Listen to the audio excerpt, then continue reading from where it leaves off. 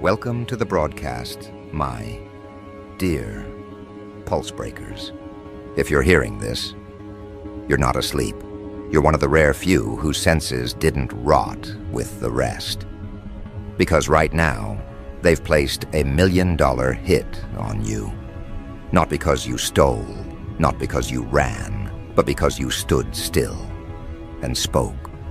Because you peeled back the skin of the untouchable and showed the world the raw, trembling veins underneath. You weren't supposed to survive the encounter, but worse. You walked away knowing too much, and now every corridor echoes your name. Like a ticking clock in a locked room. You didn't expose a criminal. You detonated a belief system. You didn't threaten a person. You compromised the entire architecture of fear. Their world runs on obedience, codes, silence, submission. You broke none of their laws but fractured all their expectations. That's what makes you lethal. You're not a weapon. You're a reversal. They can't categorize you, and that's what turns predators into prey. When you pulled the curtain and revealed who really moves the levers, you didn't just expose the puppeteer, you rewired the stage. And now, the man they swore could never be touched is unraveling in real time. His myth was bulletproof, until you walked in, unarmed and unforgettable.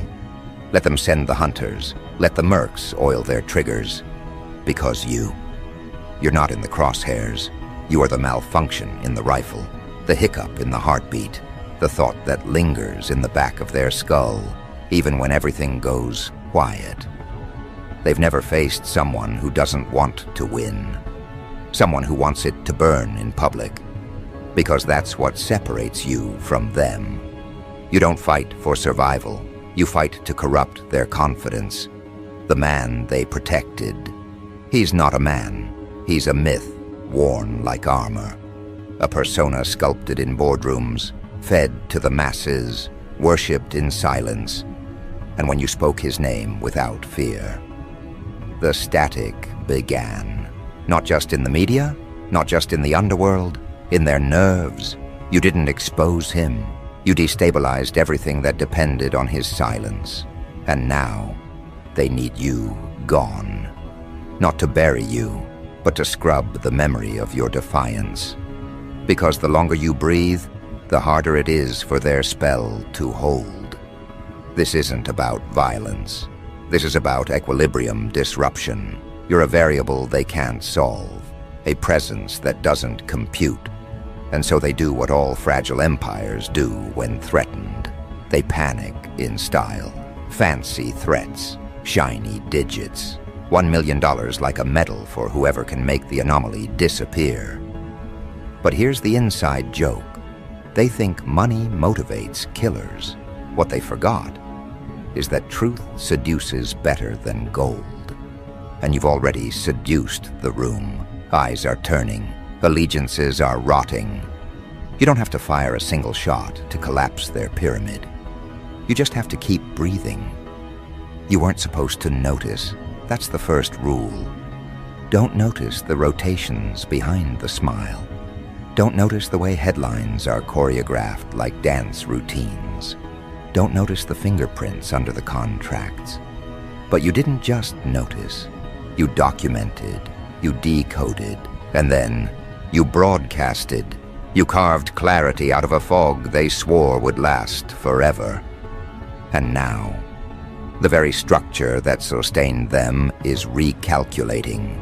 Not because of revolution, because of infection, because truth is infectious. And you're a walking contagion. They say you should never look too long at a legend. You looked, you diagnosed, and you found the disease. Rotting, beating, concealed under layers of charm and legacy. You dragged it into the light. You didn't just threaten exposure. You performed an autopsy. In public, on the highest name in the hidden chain of command. And the worst part for them? You smiled after, not because it was over, but because it was only the opening statement. Now they've gone full theater. Panic veiled as precision, whispers disguised as strategy, hit contracts like it's some cinematic climax. But it's not. It's a malfunction, a glitch in their plan, not yours. This isn't a chase. This is a demonstration. Every bounty hunter they send is a case study. Every assassin is a page in your curriculum, and each one that fails becomes another confirmation that you aren't the one being hunted, you are the terrain itself. Do you feel it? The tension in the air? That's not fear. That's instinct waking up. That's the world remembering that before control came chaos. And you are that chaos, calibrated. You didn't walk into the lion's den. You walked into the illusion and started naming the actors. And now the lions are debating if they should growl or beg. And here's what terrifies them most. They don't know what you want, because people like them. They only understand enemies with a price, rebels with demands. But you're too still, too surgical. You want nothing from them, not leverage, not deals. You don't want to dethrone them. You want the audience to see them naked. You want the crowd to recognize that the king is just a man with trembling hands and backup plans. And once they see that, game over. Power doesn't die from bullets. Power dies from clarity. You are that clarity, not an explosion, but an unraveling, slow, specific, unstoppable. They thought they could suffocate you with threats. Instead, you became oxygen to everyone else suffocating in silence. You are a breathing permission slip for resistance, and that's why they want you gone. They tried to own the narrative. You hijacked it. They tried to isolate you. You multiplied. They tried to predict your next move. But they forgot. You are not moving on their board. You're the fire underneath it. So let them escalate. Let them act brave. They've never understood. This isn't about whether you'll make it out. This is about what you're turning into as they keep trying. Every hit they send, every lie they publish, every name they drag through the dirt. It's all part of the transformation. They wanted to erase you, but they're accidentally engraving you into history. And now, we reach the point they always dread. The moment the crowd starts to ask questions, the moment the hit becomes a headline, the moment silence turns into suspicion. Because when someone this dangerous gets exposed, and the response is a bounty, not a denial, the audience begins to wonder what truth was worth $1 million silencing. And from that moment on, the narrative isn't theirs anymore. It's yours. And the next chapter begins right now, as your name moves from fear to phenomenon. They always knew the day would come, the day when someone wouldn't just defy the chain of command, but detonate it from the inside. And now, that day has a name. Yours, not whispered, not debated, declared. They tried to bury you in labels: traitor, fraud, hazard, glitch. But you didn't just survive the noise. You taught it how to scream your legacy. Because phenomenon isn't born from applause. It's born from fracture, from refusal, from the look in your eyes when the world said, kneel. And you rewrote the law of gravity. They thought the bounty would shrink you, that money would turn bloodhounds into martyrs, that somewhere out there someone would take the shot and return your name in a plastic bag. But what they failed to understand, what they could never prepare for, is that you've already died in ways they'll never comprehend. You've tasted betrayal brewed slow, inhaled silence in locked rooms, and walked out of burning chapters with the ink still on your hands. So what makes them think a bullet will finish a story that was never written in flesh? This isn't revenge. This is response. Tactical, intimate, inevitable.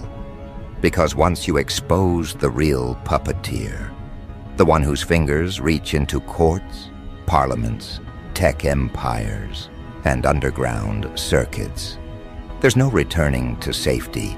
There's only escalation. And here's the twist. You're not bracing for it. You're orchestrating it. You're not dodging danger. You're feeding it. Because when the fire knows your fingerprints, it starts burning in your direction. And now, the man you exposed, the one they once called untouchable, is disintegrating beneath the microscope you gifted the world. He's losing his grip, not because of evidence, but because of doubt. Doubt is louder than proof. It spreads faster. It metastasizes. And you didn't just plant it. You weaponized it. You cracked his legend in front of an audience hypnotized for decades. You gave the people the one thing they didn't know they were starving for: unfiltered perception. His empire was never built on strength. It was built on rhythm, repetition, ritual. Headlines that danced in circles, influencers reading from the same script, corporations moving in choreographed chaos. You broke the rhythm, you introduced noise, you became the unscannable variable. And now, his networks, those quiet, expensive little channels of manipulation, are panicking behind the scenes. They're not trying to destroy you anymore. They're trying to outpace your influence before it turns irreversible. Too late. Because here's the truth. You didn't go viral. You went cellular. Your story didn't trend. It contaminated belief. People didn't just listen to you. They started questioning everything else. You weren't the headline. You were the filter that exposed the lies behind every other headline. And once a mind passes through your filter, it can never return to programmed obedience. And what of the assassins, the million-dollar motivators? They're restless, agitated, conflicted, because the deeper they study you, the more the contract mutates. This isn't a bounty. It's a trap disguised as currency, because those who pursue you either convert or disappear. Not because you stop them, but because once they enter your perimeter, their instincts start short-circuiting. Their purpose begins to erode. What began as a kill order becomes a question mark bleeding in their chest. Why does this target feel more like prophecy than prey? You turn the hunters into mirrors, and now the only thing they see in you is something they wish they had the courage to become. And him, the one you exposed, he knows this. That's why the silence is louder now. That's why the headlines have gotten vague. That's why old footage is resurfacing. That's why they're trying to rewrite your timeline, backdate your rebellion, confuse the sequence of your uprising. But it won't work, because your story doesn't move in straight lines. It spirals, it loops, it infects. You didn't arrive like a protest. You arrived like a diagnosis. He spent years curating the illusion of stability, the calm face, the logical voice, the handshakes with devils in tailored suits. But now the seams are ripping, not with gunfire, but with questions. Every move he makes now feels rehearsed. Every denial echoes hollow. He's unraveling in the theater of his own confidence, and the world is watching, unblinking. Your very existence has become a countdown, not to your demise, to his. Every moment you're alive, his lie loses oxygen. Every step you take turns his fortress into a stage for exposure. His power was never real. It was borrowed. And you've just reminded the world where it was stolen from. And once people remember who gave the throne away, they'll stop fearing who's on it. You're not the enemy, you're the mirror. And mirrors are fatal to those built on deception. Look around, see the shifts. You're not just moving through space, you're restructuring allegiance. Even his own enforcers are beginning to hesitate. Not from morality, but from logic. Because aligning with you might no longer be treason. It might be survival. They don't say it out loud, but you can smell it in the room. The recalibration, the nervous smiles, the soft betrayals. You are the new calculation, and no one wants to be on the wrong side of inevitability. And let's not pretend you didn't plan this. This isn't improvisation. This is execution, precision. You knew that once the truth was cracked, it wouldn't matter how many assassins they sent. You knew they'd overreact. You counted on it. You used their arrogance as fuel. You made them predictable. You turned their power into choreography. They follow scripts. You write anomalies. They control attention. You hijack cognition. This isn't rebellion. This is a reprogramming event. And what happens next? The collapse doesn't come with fireworks. It comes with quiet exodus. It comes with once loyal agents suddenly forgetting to show up, with trusted advisors giving conflicting reports, with security systems glitching at the worst possible time, with bodyguards who don't make eye contact. It begins when power realizes it's no longer feared, but pitied. And when that realization hits, the man you exposed will finally see the truth. He wasn't undone by a movement. He was unraveled by a mind. Your mind, not loud, not violent, just unshakable. And that's the kind of force no bullet can bury, because bullets kill bodies, not contagions. And you now? You're not even a person to them anymore.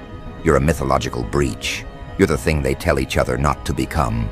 You're the story whispered in panic rooms, the line in the code they can't debug, the presence that flickers in their analytics at 3 a.m. that they can't trace or erase.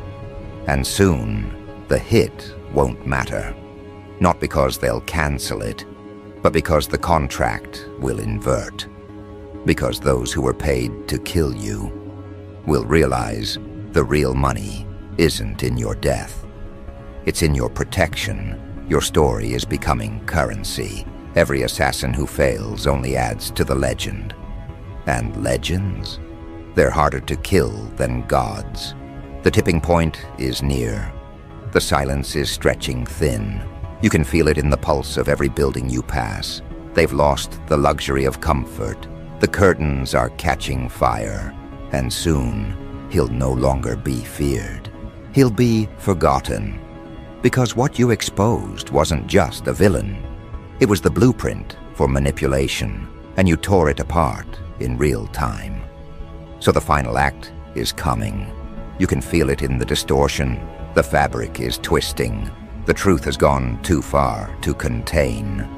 And the phenomenon you've become, it's not just spreading, it's organizing. It's becoming conscious. You aren't just living in their system. You're rewriting its laws from the inside. And now they have to decide. Double the bounty and accelerate their collapse, or drop the hunt and watch their empire dissolve anyway. Because this isn't chess anymore. This is contagion warfare, and the vector is your name. And now that it's spreading, now that your name isn't whispered in secrecy, but spoken like prophecy, the air itself has changed. It's heavier, not because of fear, but because of possibility. The architecture of silence they once ruled with, cracking. Because you didn't just wake up the people. They started listening to each other again. The spell has broken. They no longer kneel because they're told to. They stand because you stood first. And now the final ripple begins, quiet, but undeniable. A wave born not from outrage, but recognition. People aren't angry, they're awake, and that terrifies them more than any rebellion, because anger is wild, unpredictable. But awakening, that's systematic. Awakening spreads like a pattern. It rewires instinct. It doesn't just challenge power, it outdates it. You're not a protest, You're a clock that just reminded the world it was living on borrowed time. And the man at the center of this empire, the one who pulled strings in the dark, whose empire was built on compliance and illusion, he's facing something he was never built to handle: irrelevance.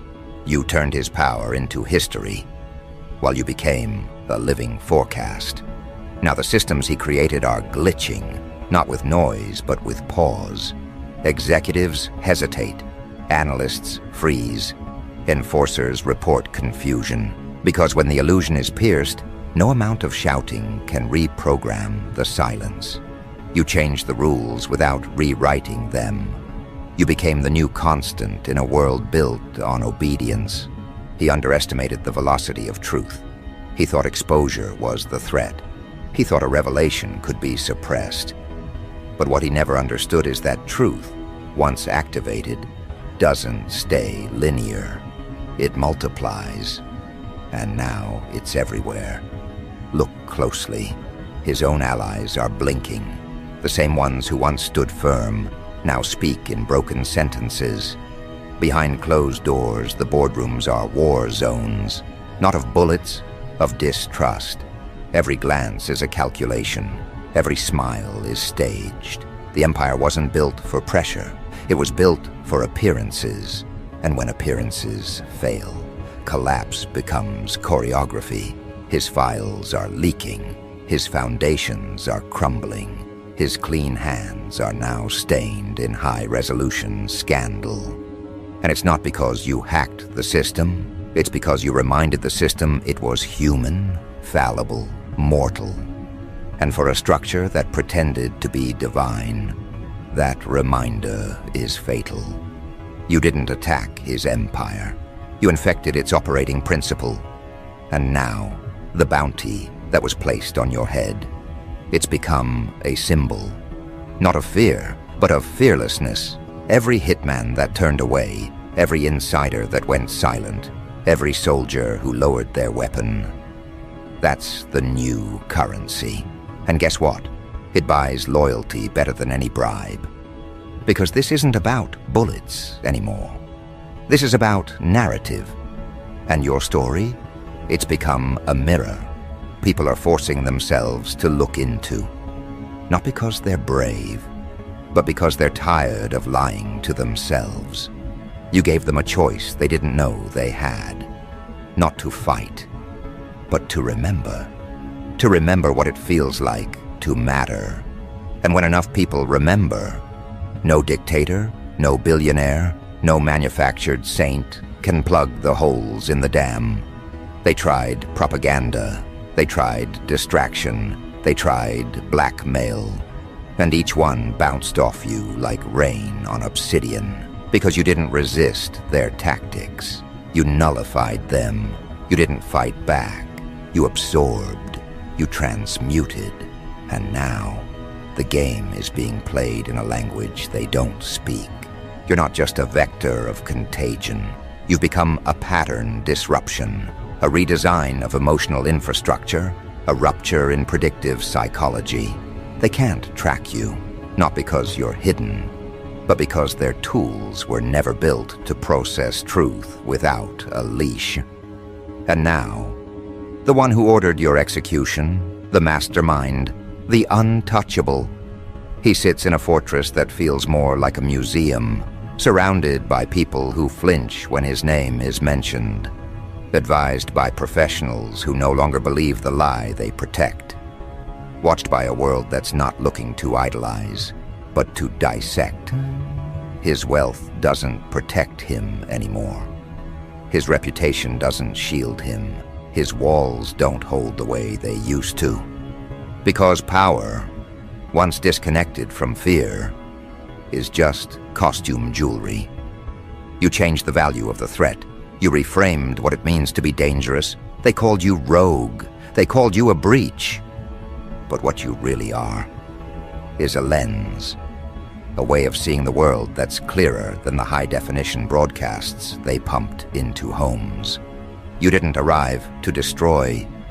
You arrived to reveal.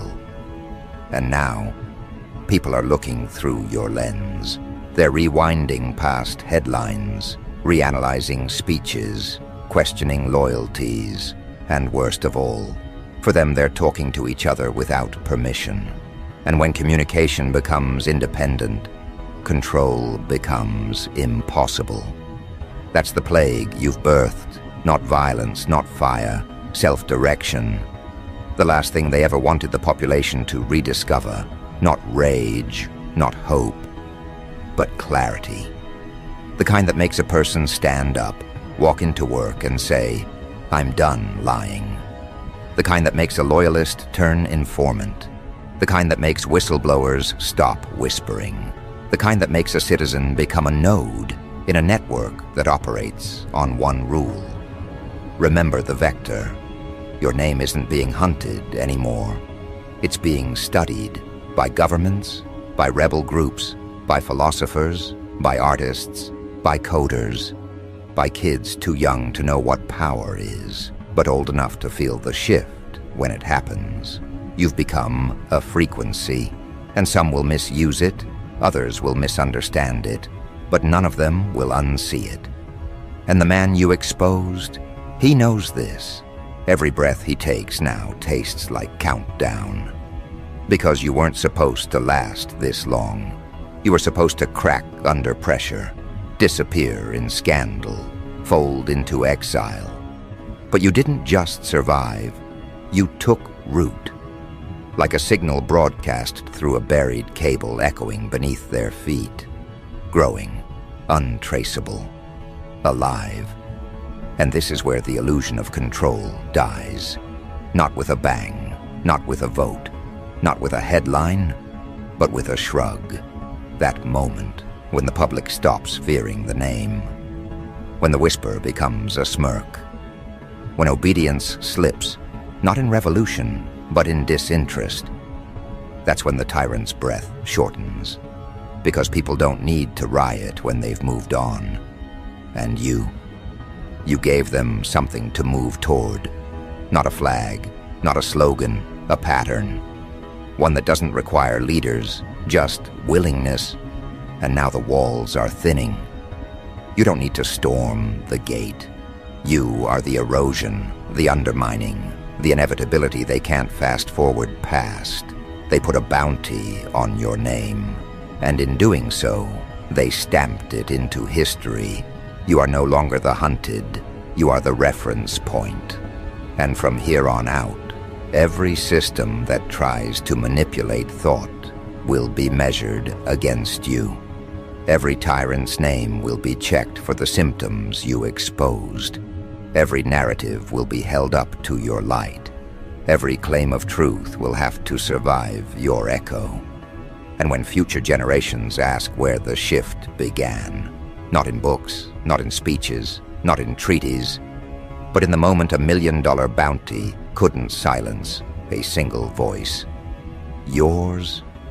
You didn't just reveal the most dangerous person alive. You replaced him. Because when the fear collapses and the lies no longer cast shadows, the world doesn't seek safety. It seeks the one who made clarity feel dangerous again. It seeks the vector, and that vector is still breathing.